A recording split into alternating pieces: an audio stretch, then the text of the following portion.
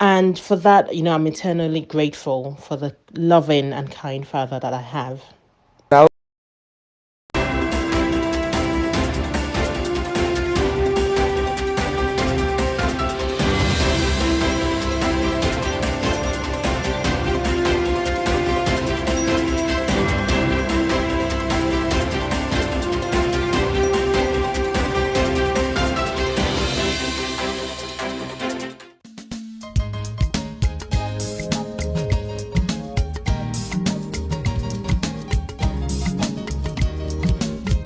Somewhere in the heart of Okota, a bustling district of Lagos, Nigeria's former capital and currently its commercial hub and cultural melting pot, sits a majestic and upscale educational institution whose uniqueness amongst institutions of its kind speaks volumes about the expansive vision of its founder and director, his wide horizons and cosmopolitan worldview, his deep intentions towards the socio-economic development of his immediate environment and his country as a whole, and his deep concern for the legacy he, and by extension those he has mandated to help actualize his vision, would bequeath to coming generations. Like the institution he founded, His Eminence Sheikh Prince Muhammad Mansour Al-Mansur Akinola Olabi Bodun Williams is a man of many dimensions. He is a business entrepreneur, a leader on both the temporal and spiritual levels, a scholar, and an accomplished manager of men and resources. This is reflected not only in his royal background as a scion of the two ruling houses in Lagos, or in his rich and varied experiences in all the places life has taken him so far, but also in the character of his creation, the first Islamic English Education Foundation Academy, also known as FAEF Academy. When Islamic principle activities came into my life, of course, I started publishing journals, Force of Islam International journals. Then it occurred to me that that one was not taking care of the little ones, hence there should be a school for the little ones. More so, to bring to an end, if possible, what we went through, where we go to secular school in the morning and have to go to Arabic school in the evenings. That is not too good for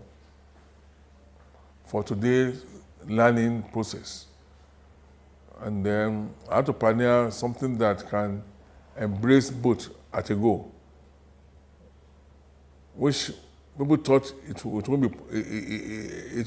can never be possible. But Allah helped me now to pioneer such. Even the journals I pioneered made way for so many Islamic journals later. The same thing, this school is the first of its kind all over the world. That they brought about my person being turned to a consultant in the modern day Islamic education.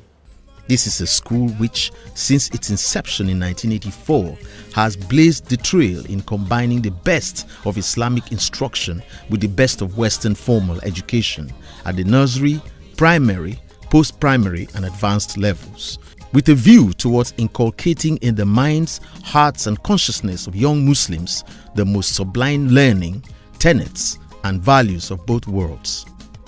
Located at number 11 Prince Hamidu Williams Way /9 Chief Wachuku Drive in Okota, Lagos, this unique institution, which prides itself in being the oldest continually operating private school of its kind in Nigeria, marks a radical departure from what obtained in former times when Islamic and Western education and standards were mutually exclusive and often at odds with each other, a situation in which students imbibed the trappings of Western education but were left spiritually empty.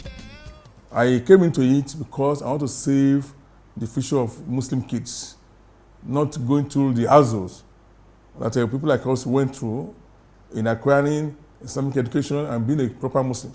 Today, mashallah, I'm grateful to God that I've been able to pioneer what people thought wasn't possible, bridging both secular education and Islamic education, all going on the same level as you must have seen today. It wasn't that easy all along. And people are saying that, why are you bothering yourself about it? What is the big deal about? I said, that's not a big deal. Because we are first-class citizens of them, and the Muslims of now too should be first-class citizens. Sheikh Williams' passion for excellence in this most innovative of endeavors is born out of his desire not only to uphold the high standards and quality of life and to pass on the values on which he grew up, but also to correct the anomaly occasioned by the dichotomy between the Islamic and Western models of education.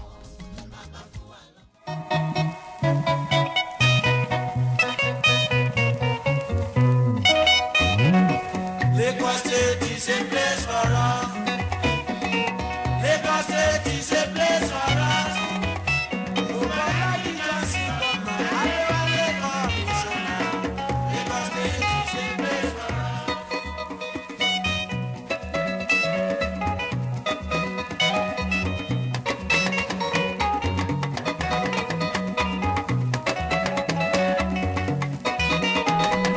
His Eminence Sheikh Prince Muhammad Mansour Al-Mansur Akinola Olabi Bodunrin Williams was born in the mid-1950s into the large, aristocratic and influential Williams family of Itakose Olowogbowo in Eko, as Lagos was called before the advent of Europeans on these shores.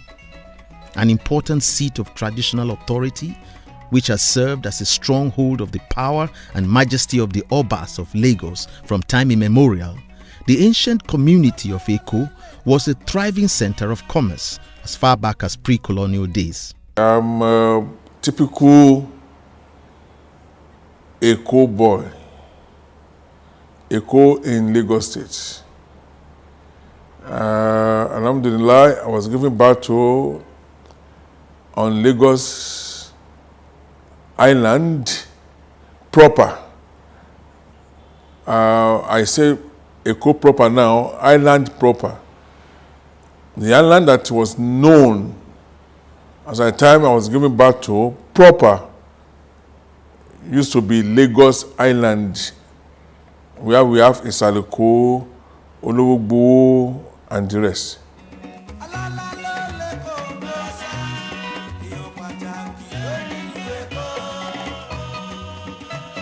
A coastal community, it still enjoys the serenity occasioned by its auspicious location along an extensive shoreline characterized by lagoons, pristine beaches, luxuriant vegetation, and the refreshing breeze of the Atlantic Ocean. Not only was it agriculturally self-sufficient even back in the day, Eko is surrounded by nature's bounty of all kinds, including a rich supply of seafood from the lagoons and the ocean. From its culturally homogeneous beginnings, the area has over the years seen a tremendous influx of foreigners from all over the country and beyond.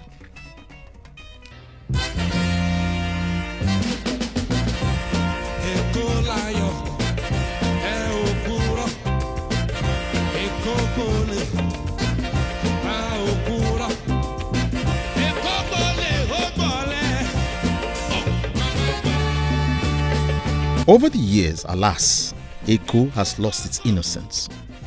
Today, it's a bubbling but crowded city in Lagos, the former capital of Nigeria. This has, however, not diminished its historic and cultural importance in the life of the state and the nation as a whole. With its numerous monuments and historical landmarks, such as the Iga Idugono, the Palace of the Oba of Lagos, the Enuowa Mosque, as well as the first public water tap in Nigeria, to name a few, it is a living, breathing museum chronicling the history, arts and culture of Lagos and indeed of Nigeria. In fact, it can be said without any fear of contradiction that Eko remains in a timeless way the very heart of Lagos State. On both sides of his family lineage, His Eminence Sheikh Prince Muhammad Mansour Al-Mansur Akinola Williams descended from royalty. His father, Prince Lamidu Hamidu Akombiaro Williams, now of blessed memory, of whom Prince Muhammad was the 12th child, was among the most powerful and influential personalities in the Lagos Island of his time. a double prince from both the Akinsemoyin and Ologun Kutere ruling houses of Lagos Island. His family tree on his father's, that is the Williams side, also boasts of connections to the lineage of the Awujale, the paramount ruler of Ijebu land, as well as to the Dagburewe ruling house of Idowa. Williams from the beginning are great merchants. They are the earlier trading partners with the English people. Hence, the family house is very close to the marina where the foreign ship arrives, and they are the one that trade with all these foreign merchants from England, from Portugal, and the rest like that. A highly successful entrepreneur, Prince Lamido Hamidu Akombiaro Williams was an importer of textile and garment-related equipment, products and accessories such as sewing machines, buttons, buckles, needles and threads, etc. Not only did he set up the first garment industry in Nigeria, he was also a trendsetter in the nation's fashion and textile industry of the time. He introduced new and hitherto unknown clothes-making devices and other industrial goods into Nigeria, in partnership with German and other Western companies. In addition, Prince Lamido Williams also had major investments in goldsmithing. On his maternal side, His Eminence Prince Muhammad Mansour Al-Mansur Williams is the son of Olori Agba Kosenotu Iyajuya Aduni Williams, who holds the titles of Borokini Adini of Aguda Central Mosque in Aguda, Surulere, Lagos, and the Alari Adini of Nawaruddin Society of Nigeria, among others. She is the daughter of Alhaja Chief Sinotu Atupa Palo, first Iya Adini of Lagos Central Mosque, also the Iya Adini of Lagos and later of Nigeria, equally from the lineage of Eletu Odigbo of Lagos, a family of noblemen who act as the Prime Minister of the Oba of Lagos and historically served as the principal kingmaker and traditional Prime Minister of Eko. She is also from the Olorogun Ide chieftaincy of Lagos State. A highly regarded matriarch, the Sheikh's mother is an influential market leader with a thriving establishment in the Ereko, Idumota, Okoawo Marina district of Lagos. Sheikh Mansour Williams Obalola. His father was my his father was my stepfather. So I was somehow brought up in Sheikh Mansour Williams' father's house at Agbolioke on the Lagos Island. And so his own mother, I think, was the third or fourth wife of his father. So he's a junior brother to me. For him to even have a school, for children, for pupils, that goes to show how a disciplinarian he is. Because if you are not disciplined by yourself, if you yourself are not disciplined, I can't see how you can establish a school where you have to deal with children who are just growing up, where you are going to mentor people from different homes, from different characters and things like that. So that goes to show you that he is a very disciplined man.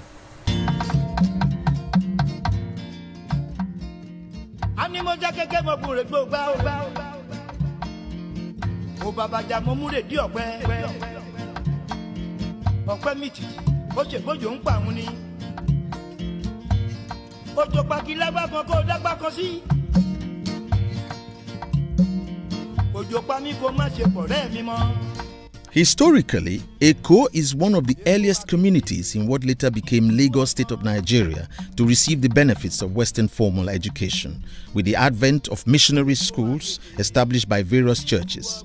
In spite of the fact that about 95% of the population of Eko was made up of Muslim adherents, these missionary schools were enthusiastically patronized, especially by members of the community's elite, including the Williams family patriarch, who sent his young son, Prince Muhammad, to the Aminu Kosoko Kindergarten School, Iga Kosoko, Ereko, Idumota, where he commenced his educational journey. Not to be outdone, however, these schools were soon followed by their Islamic counterparts, as reputable movements such as Ansaruddin, Ahmadiyya, and others also began to stamp their educational footprint on the social landscape of the area.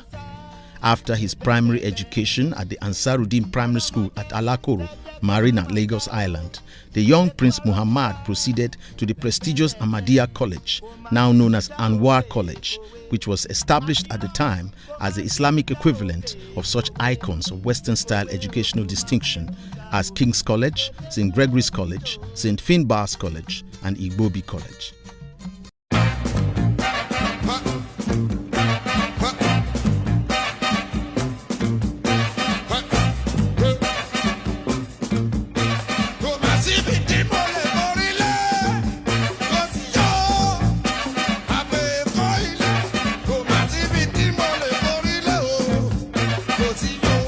The practice among the elite class in colonial Nigeria was usually to dispatch their children and wards off to England in search of the proverbial golden fleece as soon as they had concluded their secondary education. The Williams family was no exception. Before being sent off, however, the young Prince Muhammad Mansur al-Mansur Williams was first obliged to get some work training in Nigeria, in preparation for which he enrolled at the Marina headquarters of the Nigerian Customs Preventive Service, which was a required step towards a career in the Nigeria Customs Service at the time. I got recruited into the customs accidentally. I never for once prepared to work with customs nor any other organization of any kind. After my secondary school education, while awaiting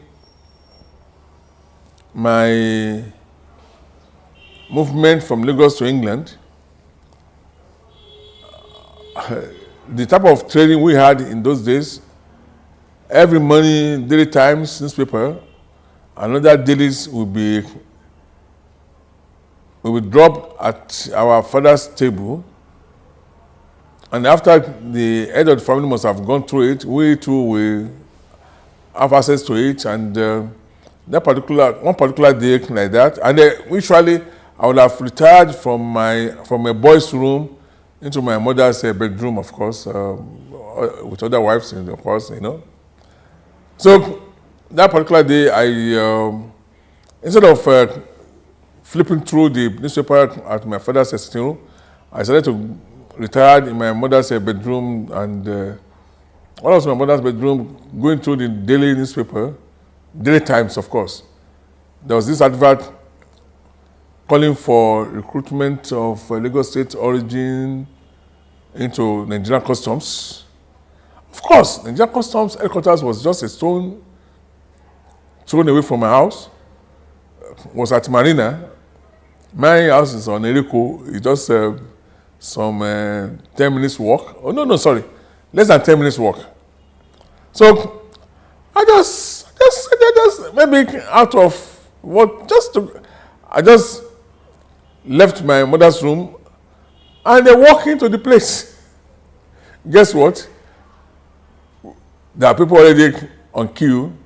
I joined the queue and I'm sure people will say, what is this man talking about? But that is the reality, that is the fact. And before I know it, it was my turn. And I was asked to step onto a particular stand that has facilities to determine your height, your this, your that. And I believe it, I got recruited into the customs. Just like that. He followed this up with further training at the Police College in Kaduna and thereafter at the Customs Training School, Harvey Road, Yaba, Lagos. We were dispatched to customs training place at Harvey Road, Yaba. So I had a full police training and customs training, and before I know it, I was posted to Apapa Premier Port. From there, the next thing I saw was my passport printed, my passport notice in the daily newspaper. Then the next thing, being dispatched to England. Then after my sojourn in England, I returned to Nigeria for National Service. National Service posted me to Ministry of Finance. That time, as a foreign graduate, whenever we are available, we start our NYSC, not what they have now. Then I've had a baby girl. My brother says, since you are now a father, you have to sort yourself out before your baby is ready to join you back in Nigeria, and the mother, blah, blah, like that. At the end of his training and in the course of his stewardship with the Nigerian Customs Service, the young Prince Muhammad Mansour Williams eventually departed the shores of Nigeria for England to study for a degree in accountancy. However, that plan had to be adjusted on account of the obligations that came with his place in the family, which made it impractical for him to be away from his family, especially his aging parents, for the 7 years it would take to finish his studies. It was a change which called for him to shelve his quest for an accountancy degree for a course of shorter duration, namely marketing, of which he had been an ardent student and to which he would add other important business-related certifications in later life. I studied in England. I had in mind of reading accountancy.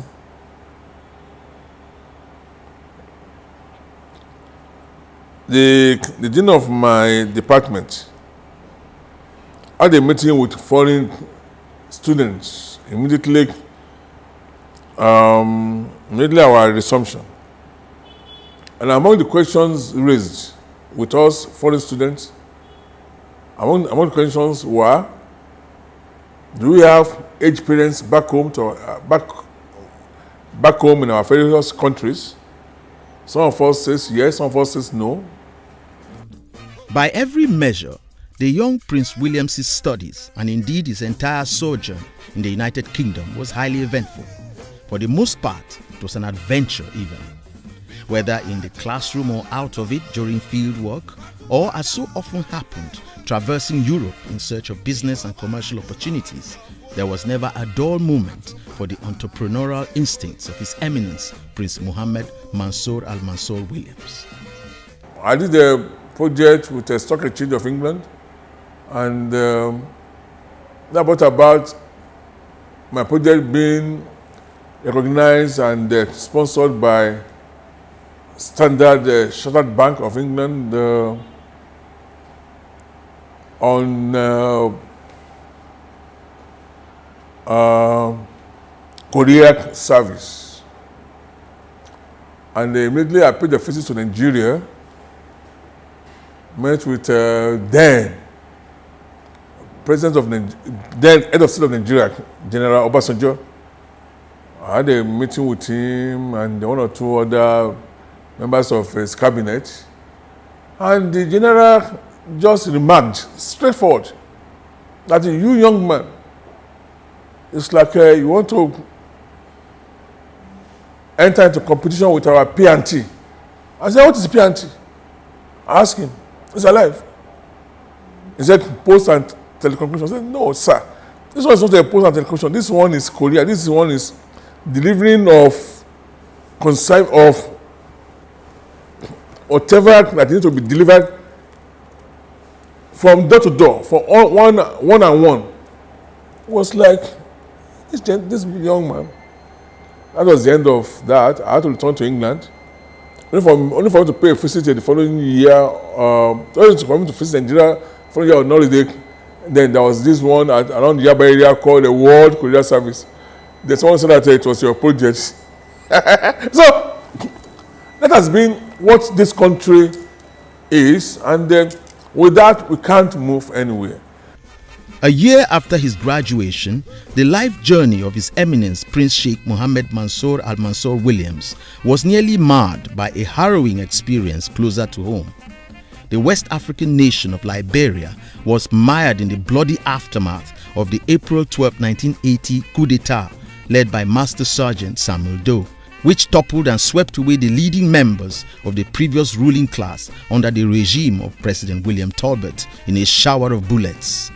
While in the capital Monrovia on a private visit to the family of the then Speaker of the Liberian Parliament at the time, known as the Henrys, whose patriarch, the Honorable Richard A. Henrys, was among those executed in the aftermath of the coup, Prince Williams was caught up in the deadly whirlwind of events there and nearly lost his life.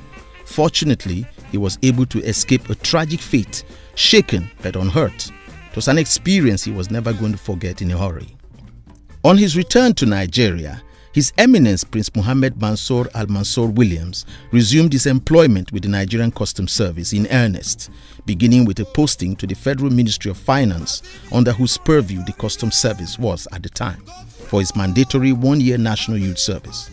And so began a short but eventful career which over the years had its fair share of highs and lows, punctuated by periodic postings, promotions and recognitions, as well as no small amount of workplace drama and high-stakes intrigues, much of which was politically motivated. Yeah, I am again with NYSC, posted me to Ministry of Finance. While documenting me, discovered that I was once in the customs. From there, my file was brought out, and I was dispatched to full field as a custom personnel. This time around as a senior officer, and I didn't have to go for further training again. That was his sojourn. Prince William's controversial departure from the Nigerian Customs Service in 1984 marked the end of an era, but also the beginning of a new one. As he consolidated on his private business interests, marketing a wide range of products locally and internationally, he also inculcated the same business principles and the same marketing savvy that has ensured the exponential growth of his businesses and commensurate increase in his net worth into his family members, especially his children. He also went on to acquire further academic and professional certifications, all of which undoubtedly came in handy when it came time for him to venture into the challenging field of educational management with the establishment of the first Islamic English Education Foundation, FAEF Academy. No one has been more instrumental to the phenomenal growth in the profile and fortunes of Prince Sheikh Mohammed Mansour Al Mansour Williams' business, and in particular the FAEF Academy, than his devoted wife, Olori Mariam Antonia Nneka Mansour Al Mansour Williams. An ethnic Igbo by birth, originally from the community of Umoji in the Idemili North local government area of Anambra State, Nigeria. She met her future husband in the 1990s in Lagos. I must say that my husband is one of the most misunderstood person because of his disposition to things and because of his ruggedness in having his way and all that. So a lot of people may even openly pronounce he's a wicked man, kind of. But to be honest, he's one of the nicest person I've ever known. He's kind, he's philanthropic. He, like I said, he's an extremist. If he wants to give out, he give out without looking back. That you yourself be wondering, why are you doing so much? As their relationship blossomed, so did her interest in the operations of the FAEF Academy increase. And over time, she began to get more and more involved in its affairs, even when she had a day job at a Lagos-based law firm at the time. I engage people running the school for me. They were unable to do it as the vision I have or the vision I saw. So in the process, I was forced to engage foreigners to go and manage it for me. I brought Lebanese. They failed. All the school was being managed by foreigners, the Sudanese, couple of them, both male and female. It was about that time I met with my wife. The school has been years before meeting her. When I met with her, because of our discussion, I let her know I have a school that is not on the page. It's not. So, and that time, she works with a law firm. She now said to me that I should allow her to be visiting the place, and they're updating me. I said, okay, no problem. So, our earlier submission was terrible reports about what she discovered. And in the process, after a while, she said, I should allow her to be more visible. But from day one of this school, I enrolled my children in this place from day one. I would draw some of them from schools like Fountain School at Adelabu in 1985 to this place. From a very early stage, I've been a student of FIF, and my dad obviously being the owner of FIF. We had to maintain kind of a gap in the relationship because I've had to see him as every other student saw him and not necessarily as a dad. And when you look at the school year and the school calendar, you do spend most of the year in school as opposed to being at home. So I would say at the beginning there was almost that kind of hierarchy in terms of, oh, this is the owner of the school I attend, and then very few times being my dad. But we see that up until graduation and graduation from FIF, and then he became my dad. The relationship between these two personalities was a highly improbable one by every measure, as they came from such disparate backgrounds. He was Yoruba and she was Igbo. He was an Islamic cleric and an ardent scholar of the Quran, and she was the daughter of Chief Albert Musa, known by his traditional chieftaincy title of Onowu, who was a staunch Christian along with the rest of his family. The day I met with her, the cross, the Christian Christian sign of religion, the cross on her neck, in the places on my neck, I think my neck will break. I met her with the most macro skirt you can think of. She was barely returned from England to Nigeria at that time. I met her with already a suitor, being an Igbo woman. I met her with so many hopes and dreams. Today, she embraced my vision, not my dreams, but my vision. And that she's always there. So whenever it comes to me to further encourage her, to elevate her spirit, I do that. Among which I did, as I said, either yesterday or today, telling her that, my dear, beside God Almighty, Allah subhanahu wa ta'ala, you are the next person I know and do see. Whenever I look forward, whenever I look at my front, you are there. If I check my back from the mirror, I see you there. If I look at the sky, you are there. If I look at the ground, you are there. Left, you are there. Right, you are there. All around me, you are always there. I couldn't have asked for more. And they have the kind of relationship where they are friends, and you see that they can talk to each other all the time. They can talk to each other anytime, and it's nice to see that because you know that they have that connection. They can lean on each other. There's never a bored moment kind of between them. They always make each other laugh. They always kind of nitpick on each other and look for each other's trouble, which it's obviously keeps the relationship alive and keeps the fun around between the both of them. They obviously work together as well, so there's that relationship and that connection to from personal life to work life. While His Eminence the Prince came from a paramilitary and business background, she was from an academic background. Expectedly, therefore, this relationship was not without its fair share of opposition and other challenges. How did they surmount this opposition? In the end, as the Sheikh himself likes to put it, it was simply the call of destiny. She's a mother, she's a sister, she's a friend, she's a companion. Guess what? I'm the only thing she has. That I know. That I know. That's why whenever,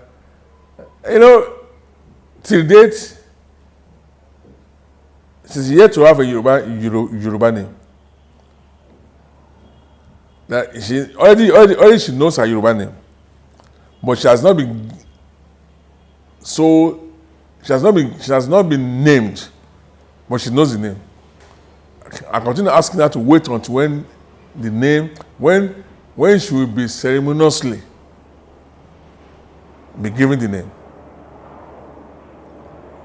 I pray Allah to spare our lives to be able to celebrate such. The union is blessed with 6 children, 5 females and 1 male. They are as follows: Princess Mrs. Miriam Morayo Benson, Princess Mrs. Bashira Adebodun Hyman, Princess Khadija Mansour Williams, Prince Muhammad Baba Mansour Williams, Princess Asma Mansour Williams, and Princess Mrs. Aisha Nkechinyere Mansour Williams Garba. I would describe my father as a very loving man, very industrious, very meticulous, very disciplined, very principled, very wise, and a lover of Lagos State, of Eko, the real Eko. He's a passionate lover of Lagos State. My dad is a wonderful father and grandfather. He really enjoys having his family around, especially his grandchildren. You should see the way he watches them with love. I remember one day he was at my house and we're in the garden, it was summer, and he was dancing with the children to Nigerian songs, and you could see everyone was having a good time and you could tell he was happy. I remember another time he was with my son. Then my son was 2 years old. And they were playing. My son was making him take toys back and forth, and he kept him on his feet for quite a while. And I remember even I was saying, Daddy, sit down, thinking about, he must be getting tired.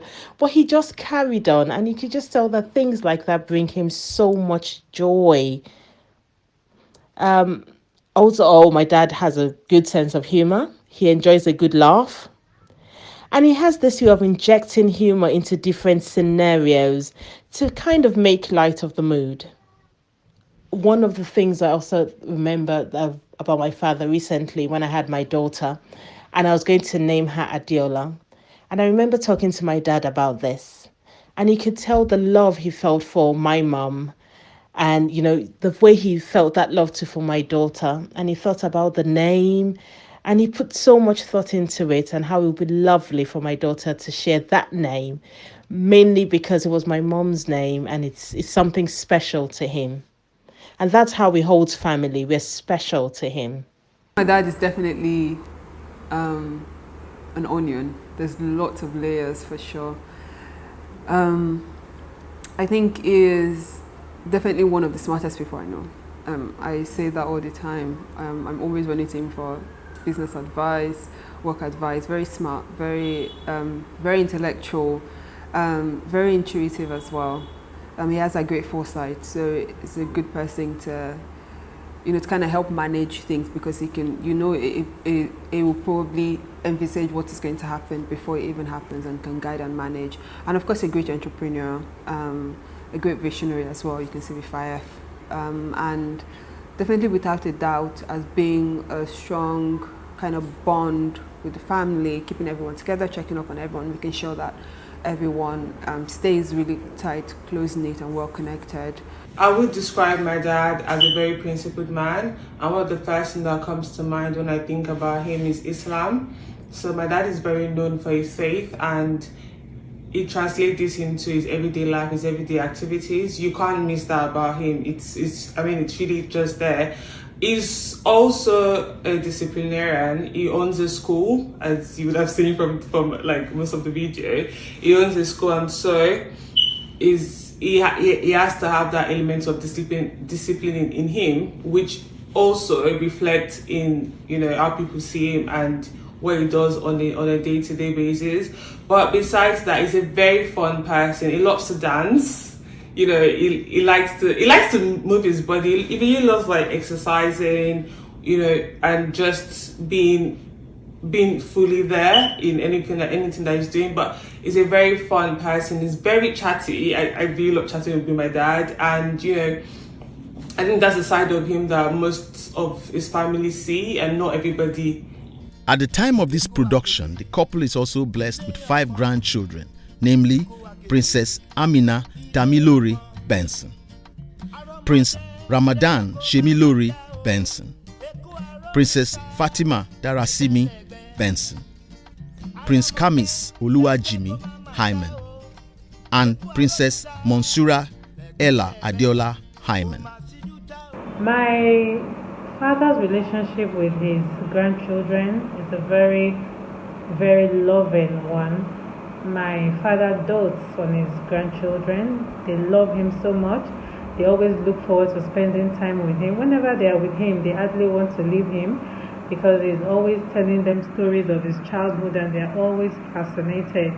He always encourages them to speak Yoruba, to learn Yoruba. He will tell them, when next you're coming, you must know how to greet in Yoruba, you must know how to say this in Yoruba. They love him so much, and he loves them equally. His love for the children is he spoils them as much as he can.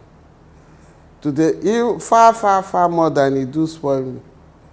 Even what they don't crave for, he makes sure he crave for it for them, and make sure they have it. And I'm so grateful to him for that, because today our children, they don't look left and right or whatever. Whatever it is they've seen today, they've already, enjoyed it, with us. Having imbibed the life lessons and values inculcated in them right from their formative years by their parents, the Williams offspring have gone on to prove their mettle to the outside world, recording impressive academic, professional and personal milestones of their own to the pride and delight of their devoted parents. My dad is a very disciplined and principled man, and that's how a lot of people would describe him. And I think that stems from the fact that he's a lover of excellence. He wants everything he does to be very, very good, outstanding. So he doesn't expect less from anyone around him. So he will demand the very best from you. So he would not let you be ill-disciplined, and he will not let you not give your very best. So working with my dad, being with my dad, you must always be willing to give an excellent output. A lot of us have been impacted by his discipline and his principles. I would speak for most of my dad. I've unconsciously picked up a lot of traits that have helped him in my adult life. For instance, he's made me to become very independent, not to rely on people. And as an adult now, I see the benefit of that, because one of the easiest ways to get things done for yourself is to believe in yourself and do it on your own. That discipline definitely helps. It really helps. because when we first went to college, when we first lived away from the family, you do realize that there's certain things that you do and then you don't realize you kind of picked up from not being able to do certain things, or just the way we're being brought up. And I can definitely attest to the fact that if there's anything about my life so far from my adulthood, is that I've definitely been more not necessarily disciplined, but just more respectful of life in itself and just of my person, because I've been able to pick up on some of those values. I'll call them values, not disciplines, actually values that the discipline instilled in me. Yes, my father is a disciplinarian and he's very strict. I completely agree. But he's a man with very high expectations and he's very principled. And I have seen in different scenarios where he wouldn't accept less than the best, either from children or adults, but he also he gives the same of himself. One of the most comforting things about having my father as my father is that I know he's always praying for me, my children, my husband, and my siblings. And for that, I'm eternally grateful for the loving and kind father that I have. I always say to people, despite his disciplinary disposition, he is a very good man who thinks of others, irrespective of who you are and where you come from. The coming of Olori Mariam Mansour Al-Mansour Williams into the administration of the Fife Academy has over the years brought about a transformation in its profile and fortunes, so that the institution has asserted itself as a center of academic excellence in line with its mission statement, namely, to create an enabling environment where great importance is attached to quality teaching blended with strict moral upbringing according to Islamic tenets, wherein emphasis is placed on the total empowerment and development of our pupils and students morally, spiritually, physically, and academically, as well as its overall vision, which is to inculcate qualitative secular education along with uncompromising, thorough, modern-day Islamic teachings, culture, and values, supported with Quranic reading, memorization, and Arabic language. In this school, the children are taught how to read and write Arabic. With that, they can hold Quran at any given time and read it and understand it. Then, they have been trained on memorization of the Quran itself. This memorization is different from now when they are good enough in memorization. Now reading without looking at the text with what we call tajweed. In line with its mission and vision, therefore, the Fife Academy emphasizes the teaching of religious subjects such as Islamic religious knowledge, Islamic jurisprudence, Quranic memorization, and Arabic language. As the name of the school connotes, that is the First Islamic English Education Foundation, we lay particular attention on the two sides, that is the English aspect of education and the Islamic aspect, without compromising one to the other.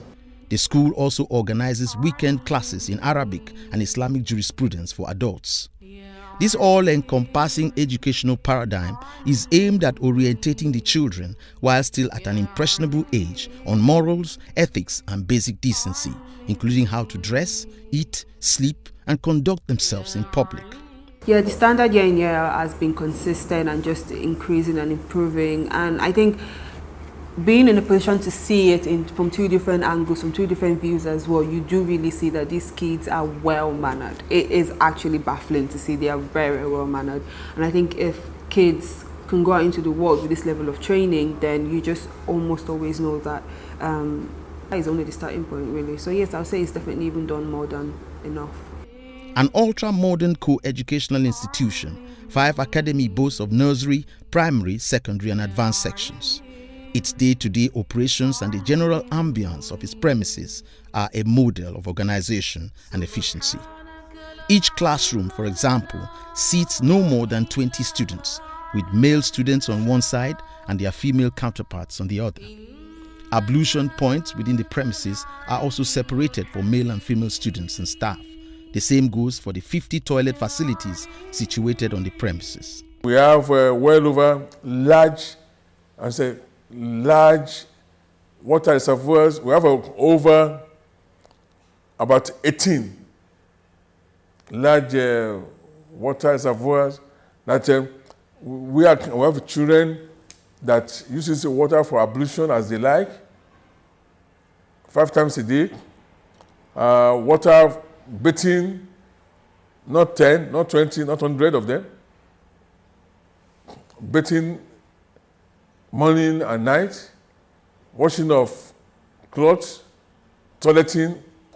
Thanks to this uncompromising emphasis on excellence both in academic and moral upbringing, FAEF Academy has enjoyed numerous recognitions, awards, and honors from multiple stakeholders in the sectors of education and youth development in Lagos State and beyond, including the 2008, 2009, and 2021 National Quality School Award, an annual honor instituted by the Quality Management Development Institute in Lagos to recognize educational organizations and individuals adjudged to have distinguished themselves when measured against the framework of global best practices in education. FAEF Academy offers a comprehensive educational package which encompasses all academic subjects, including language arts, mathematics, social studies, and science. In addition, however, the curriculum is made more robust and holistic by such non-academic but equally important subjects and programs as physical education, art, health and career planning, and information technology. In school curriculum, we run 3 major curriculums: Nigerian curriculum, British, and Islamic curriculum, which is Islamic culture. We have an in-house gym where the children enjoy themselves. Even while they're in classroom, they do go in there to enjoy themselves. Not to mention the numerous excursions that have taken the students to various countries along the West African coast, such as Benin, Togo, Ghana, and Cote d'Ivoire, as well as various states across Nigeria. All these activities have gone a long way to enrich and challenge successive generations of students to ever higher levels of achievement and competence as they prepare to engage the emerging global marketplace of goods, services, information, and ideas. In the process, FAEF Academy has produced a first-class core of alumni who are excelling both locally and internationally in their respective fields of professional and vocational endeavor, and serving as proud ambassadors of their alma mater. Worthy of mention in this regard is Dr. Abdul Hasib Suenu, who holds a PhD from the University of Canterbury in England and now works in the office of the Managing Director of the World Bank in Washington, D.C., USA. In the end, FAEF Academy has, in its almost 4 decades of existence, demonstrated its commitment towards the actualization of its most fundamental objective, namely the formation of Muslim character in line with the following statement: a Muslim pursues spiritual goals through all his or her worldly endeavors. His or her behavior embodies and reflects Islamic morals and values. Pursuit of knowledge is among a Muslim's highest priorities, and a spirit of inquiry is a prerequisite. Faith and action work together to lead a Muslim toward higher knowledge and progress, sound individual life choices, and service to society. In a world of pervasive violence, moral corruption, political upheaval, and increasing lack of personal responsibility, FAEF Academy is developing in her students the values of honesty, compassion, self-esteem, and respect for others, pride in honest work, a commitment to justice, and an acceptance of differences. And those are the values that will continue to guide the growth and trajectory of FAEF Academy in the years and years to come, inshallah. A key factor in the success of FAEF Academy all these years has been the loyalty, dedication, hard work, and commitment of its workforce, both academic and non-academic.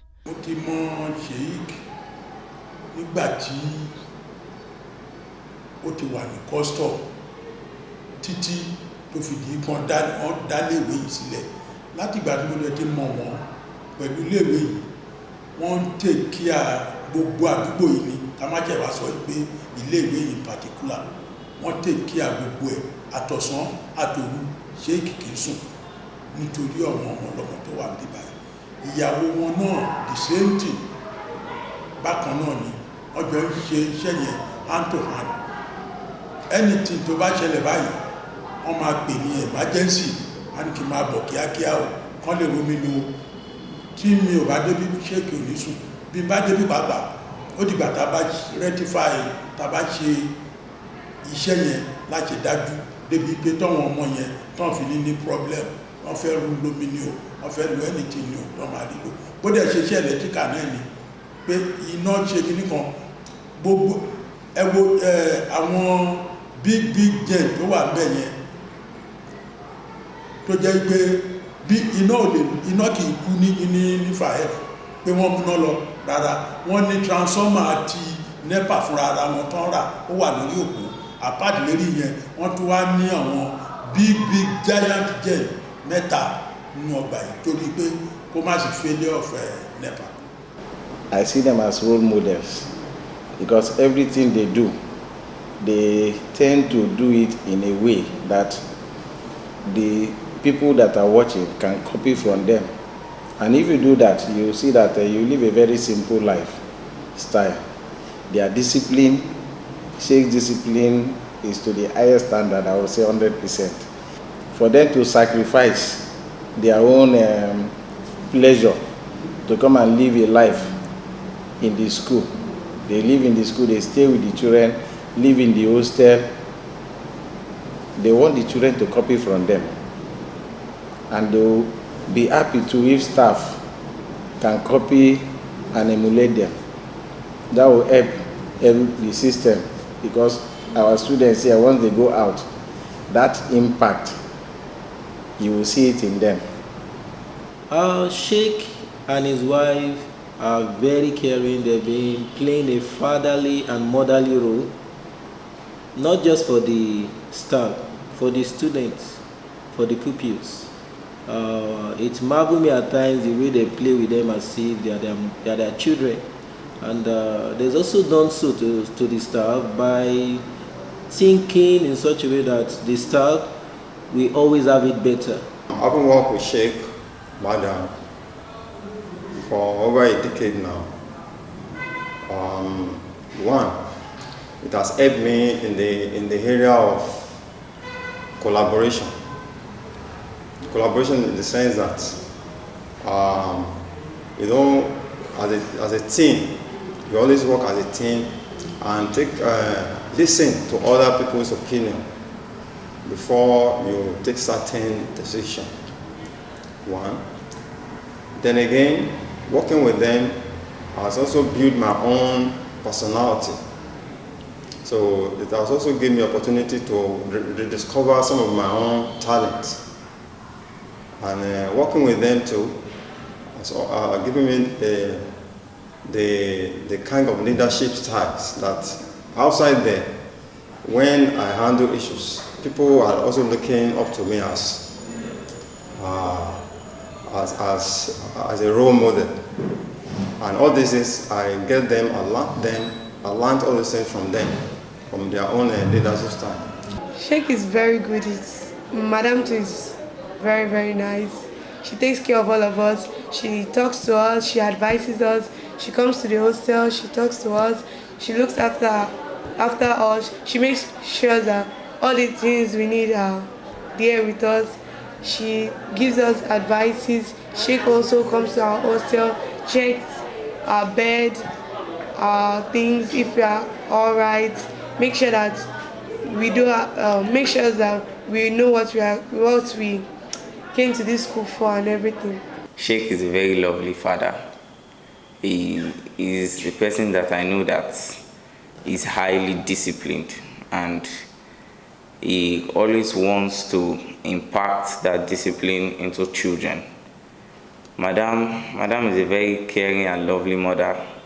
She listens to every complaint that you make to her. She's very nice. She's very prayerful.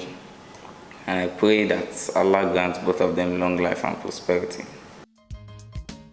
The Williams family is a close-knit one, where the bonds of love, friendship and loyalty are palpable, thanks to the unyielding devotion of a patriarch and matriarch whose large hearts and generous spirits are a source of comfort and succor to family and non-family members alike, and whose home has over the years become a sanctuary for many.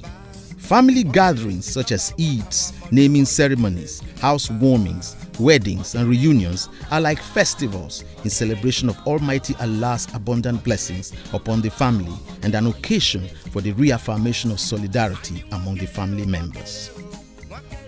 The Williams children's pride and gratitude to their parents for their devotion and sacrifice over the years is replicated in the attitudes of their respective spouses, who now consider themselves sons rather than sons-in-law of His Eminence, the Sheikh and Olori Mansour Al-Mansur Williams. My father-in-law is the most simple and most religious man I've ever seen. The relationship between myself and himself is very cordial, and I thank God for his advices. Whenever my wife and my kids go over to his place for a visit, we are always over-pampered and we are never in a hurry to leave. I thank God for his life and I wish him all the best, and may he enjoy the fruits of his labor. When I last visited Lagos, my father-in-law was so hospitable and welcoming. He gave us his drive and vehicle to go sightseeing, and his warmth and hospitality remains the same when he visits the UK. He loved seeing his grandchildren and having us around. I remember seeing the pictures from the naming ceremony held in Lagos for my son and thinking of his generosity and affection towards his family. I have also heard how this is extended beyond his family. My children love their granddad and look forward to seeing him again soon. I think the word that comes to mind now when I think about my father-in-law, when I think about the Sheikh, is fun, how jovial he is as a person. And that is, on first impression, that's probably not the first impression you get really about the Sheikh. Once you think about the Sheikh, or when you see him for the very first time, you see the tough exterior, you see a disciplinarian, you see a no-nonsense person, and he's all of that. But in addition to that, once you get to know him, and once you get to know him, you find out that he's a fun, charismatic, quite chatty person. You never run out of topics to discuss when you're talking with the Sheikh. Always uses the opportunity to also part important nuggets of wisdom. I always enjoy having conversations with him when we're fortunate to, when we're opportune to. So that's, I think, the first thing, the first thing that comes to my mind when I think about the Sheikh. His jovial nature, his chatty nature, and how it just makes you feel welcome in and around his presence. His Eminence Sheikh Prince Mohammed Mansour Al-Mansur Williams believes he wouldn't have been quite the man he is today without the love and support of his first wife, the late Olori Monsurat Adeola Williams, fondly known as Onidoko, who passed on in 1989 at the tender age of 32 years. Over 3 decades after her passing, Olori Monsurat Adeola Williams remains a towering and unforgettable presence in the life of the Williams family, as attested to by the thoughtful acts of remembrance, large and small, that the Sheikh and his household carry out in her memory. Sheikh Williams remembers the late Olori as an exceptional and irreplaceable epitome of every positive human virtue. She was the embodiment of humility and unconditional respect for persons, irrespective of their station in life. In spite of her privileged upbringing, Olori Monsurat Adeola Williams was submissive to a fault, not just to her husband or her parents and in-laws, but to all who came her way. Over the years, many have posed this question: why would a crown prince from the 2 ruling houses of Lagos Island, a bona fide Eko blue blood, choose to set up his business organization, including his signature, the First Islamic English Education Foundation Academy, in Okota, of all places? And why would he eventually settle there with his family for good? in a status-conscious society such as ours, and in the face of the island-mainland dichotomy that prevails in Lagos in particular. At the time I acquired a property here, this place called Okota,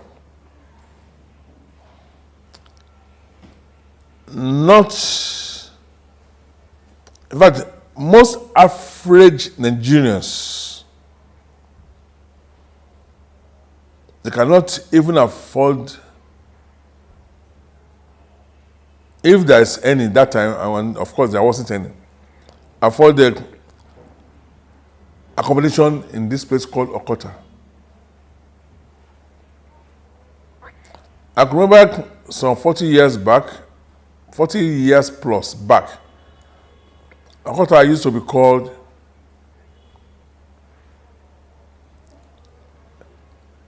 Victoria Island of Lagos. Those are the came after us. I don't want to use their term. I'm only telling you. That's how expensive. Okota, as at that time, I think of that time, more expensive than today called Banana Island. For you to be able to acquire property in this so-called Okota of a place. But that's a whole story now. Don't forget, Okota was so strategically placed, especially for those of us that are entrepreneur, business people. Proximity to all the seaports and the possibility to all the national, international airports. So, it makes it easier for us to travel out and come back, not going through the hassle of traffic all over the place. The working class hustle and bustle of Okota is a world away from the chic glamour and elegance of the island, with its fashionable tree-lined neighborhoods, its fine waterfront residences, and the sleek automobiles that ply its broad avenues. I did not acquire this property for what it is today.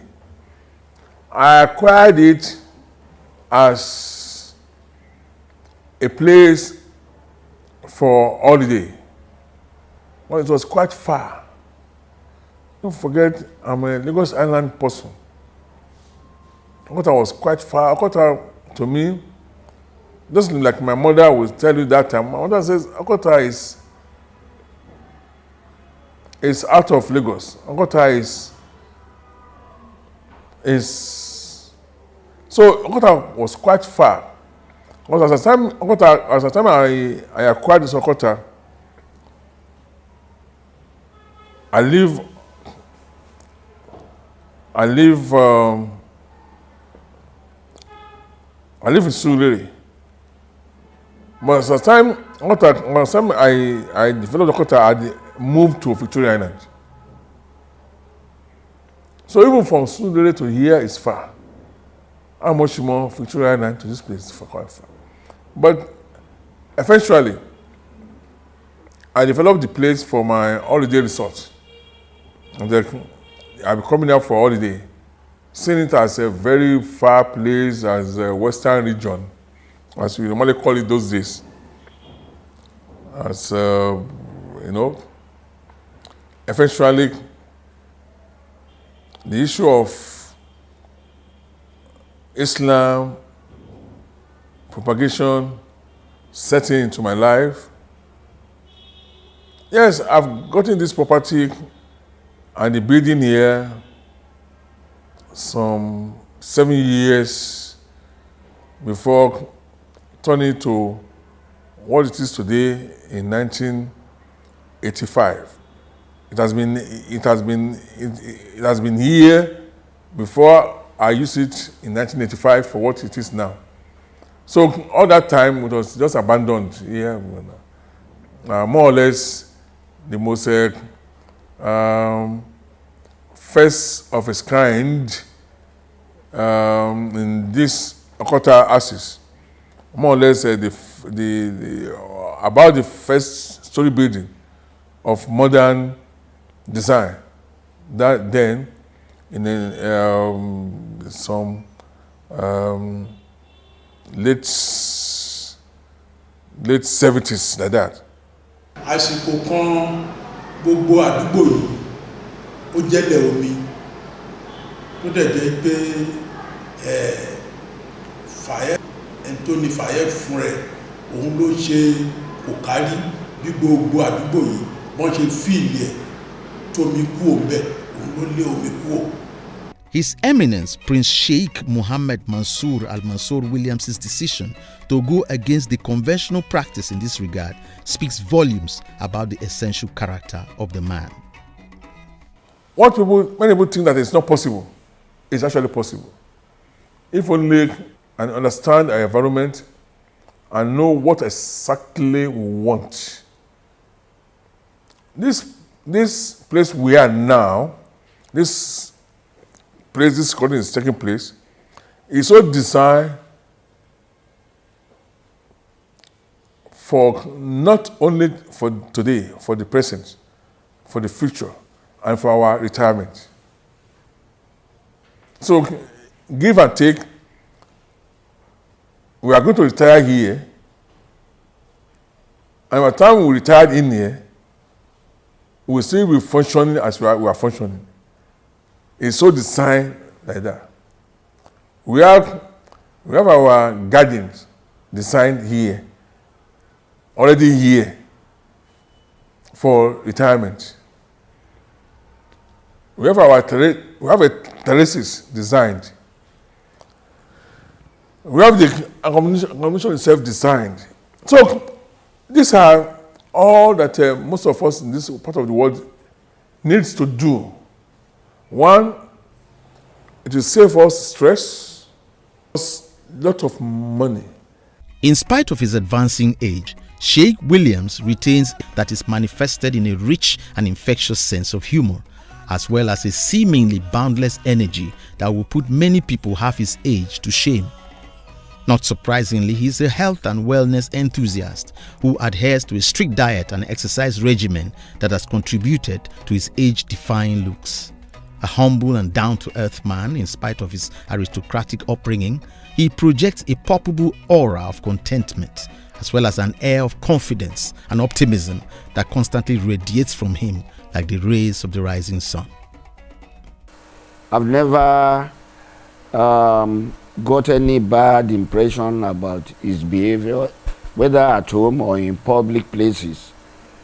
And nobody has ever come to report any criminal behavior from him.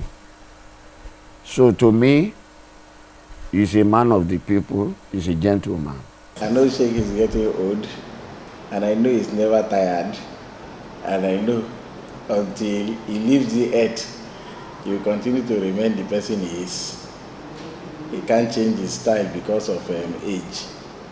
And I pray that God give him long life, so that, and I also pray that people emulate him and try to impact others too. My wish for them is for God, for Allah to spare their lives so that they will experience, even if it is not all, bits or part of why Fayef Academy was set up. Èrò mi sí wọn ni wípé ọjọ́ tí ń wà lórí wọn àti ìyàwó wọn. Nísìnyí bí tọ́jọ́ náà dé yìí ọjọ́ àdálẹ́, but mo wish wípé nínú àwọn ọmọ wọn kán jẹ́ kó mójútó iléèwé yìí, torí tọ́jọ́ bá dálẹ́ kí iléèwé yìí kó má parun, kó má gẹ́tọ̀, kó má lọ bẹ́ẹ̀, kán jẹ́ kí inú àwọn ọmọ wọn àìdá kan àbí méjì irú iṣẹ́ tó wọ́n ń ṣe yìí kọ́wọn ọmọ wọn understand ẹ̀, kán mọ̀ nípa ẹ̀, kán lè gbé iléèwé dúró, kán lè gbé lárugẹ. Mo wish láti jẹ́ pé kan ṣe bẹ́ẹ̀. I feel like there's a certain age you get to and then you feel like, oh, someone has achieved much in life. So I feel like achieve is very subjective because what is achieved, like different things. But I would say, I know he's very proud of 5F. So even if I look at it from that angle, I know that just being able to have grown 5F this long and to this extent as well, I think definitely is something that is a big feat in itself, that even I can attest to, that is being able to achieve successfully. And I think obviously having a family as well, this close-knit, and being able to keep everyone together is in itself, being able to train all his kids very well. I love my dad so much. I wish him the very best of good health, of more strength, of peace, of joy and laughter. Long before it became the so-called new normal in the wake of the coronavirus pandemic that swept across the globe in 2019 and 2020 and forced authorities everywhere to impose rigorous lockdowns that kept people within the confines of their homes for days, weeks and months on end, the practice of working and conducting his business empire from home was already an integral part of everyday life for Sheikh Mohammed Mansour Al Mansour Williams. In a world that is undergoing rapid and disruptive changes to the way we live and work, not only from COVID-19, but also from new technologies and previously unheard of sociological paradigms, the Sheikah's last metropolis on a daily basis to and from work is a grueling affair with potentially disastrous consequences for one's physical and mental health as well as quality of life. As far as Sheikh Williams is concerned, working from home is a different, healthier, and far more excellent alternative, and one that more people ought to imbibe for the sake of their sanity.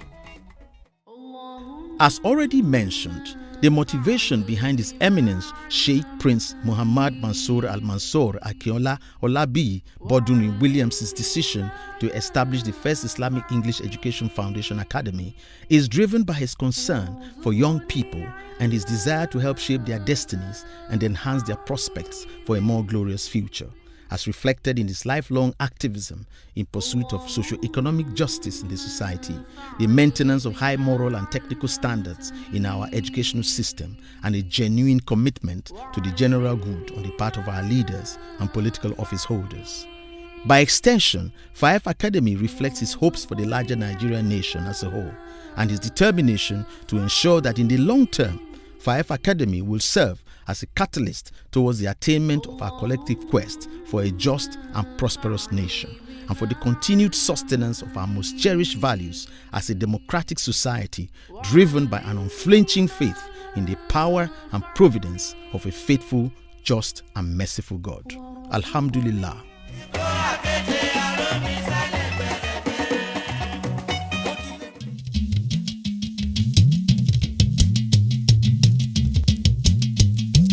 ọmọọba àdó ọmọọba akínṣemọyìn ọmọ olúkòkun àgánrún owó ọmọọba àlùfọ̀n moko mẹ̀bí ọmọ adíjọ́náwó bowó nú jẹ́ ọmọ àyìnmí ní ọ̀rọ̀ ọmọ ọ̀bí ní aróguntayò ọmọ òsínwìnìgbéwìnìkọ ó fi nǹkan wìnìwìnì tọkọ̀ ṣe ọmọ alówó lọ́kọ̀ bí òyìnbó dé tán owó òun pọ̀ sí ọmọ òpè bẹ̀rẹ̀ ní gàdú gànràn ọmọ wọn kì í fọkọ́ ró wọn kì í fàdá ró bí a kò ró a kò gbọdọ̀ kúrò nídìí ẹ̀ ọmọ àtùpà gàdú gànràn tó ń jóni lọ́wọ́ àwọn tó ń jó lọ́wọ́ wọn fi í banu ẹ̀gbẹ́ ẹ̀gángan kò ṣeé lù lẹ́sẹ̀ òun ràwọ̀ kó ṣe bí òṣùpá ẹni agbádé fún ládé yẹ ọmọ alápá òjàgbòkò fún yàn ó gbágbòtà ó fowó ẹ̀ fóbìnrin kábíyèsí akínṣemọyìn ọmọọba àdèlé ajósùn ọmọ òrókòrègi mátìdì ọmọ ọba àlùfọ̀n ọmọ olóde òkúta ọmọ àgbà òsínlú ìlú bàjẹ́ baálé ilé kú ilé daworo ọmọ dẹ́gẹ̀ tutù lẹ́yìn ó gbóná nínú ọmọ òjì lóru kénini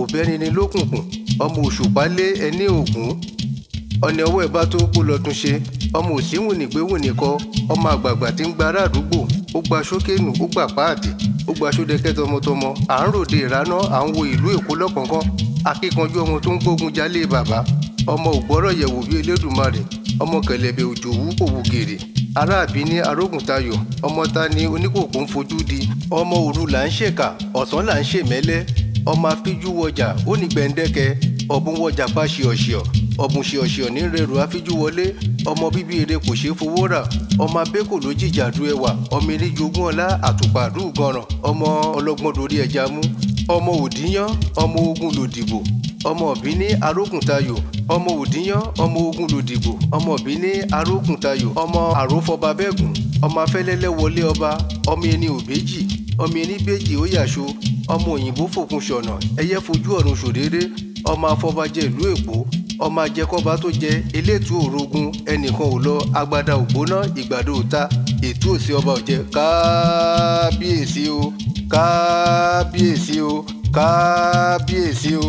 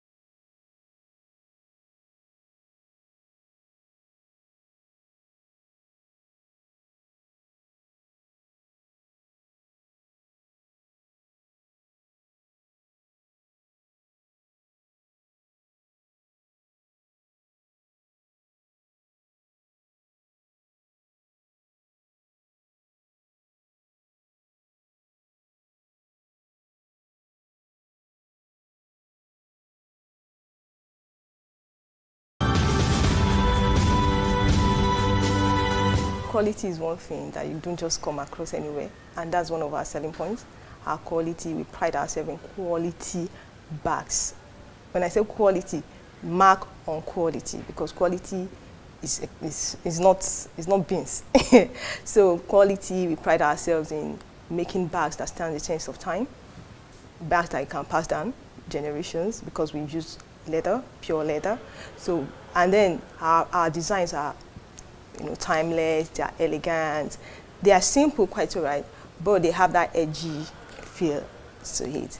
So that's one of the things that TOSAFRIC stands for. We stand for quality, we stand for elegance, we stand for, even though simplicity but edgy, we also stand for that.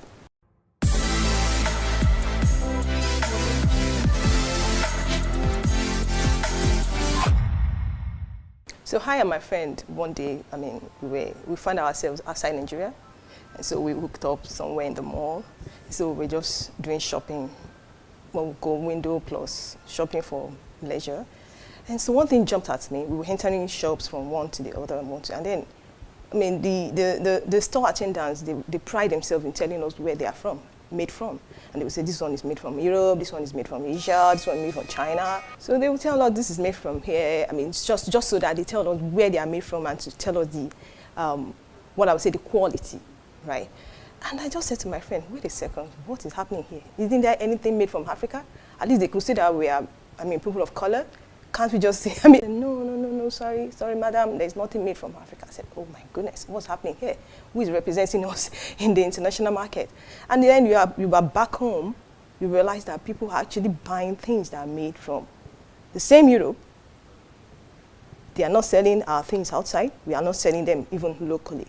So I decided to change the narrative. I said, you know what, let's represent ourselves. Let us put ourselves out there. We can do this, and when we have to start doing it. So that was how the journey started. I started by researching on what we have on the ground. What's our leather industry, what the capacity that we have, and what people are doing. Of course, there are people that started this bag thing before me, right? So I reached out to a couple of them. I asked them questions, what the industry is like, what are your challenges, how I can make impact, right? A difference in the industry, that it doesn't make sense if people are already there. What are the challenges? So I started by getting trained, right? I got trained in the leather handbags making, leather. I found someone that can train me. He's an elderly man. He's into this for like 20 years. So I got trained for like a year with him. So he was the one that taught me, pattern, how to leather bag constructions, identifying leathers, because identifying leather is something also, because a lot of people don't know the difference. They just know leather is leather and leather is not leather. So he taught me that, identifying leather.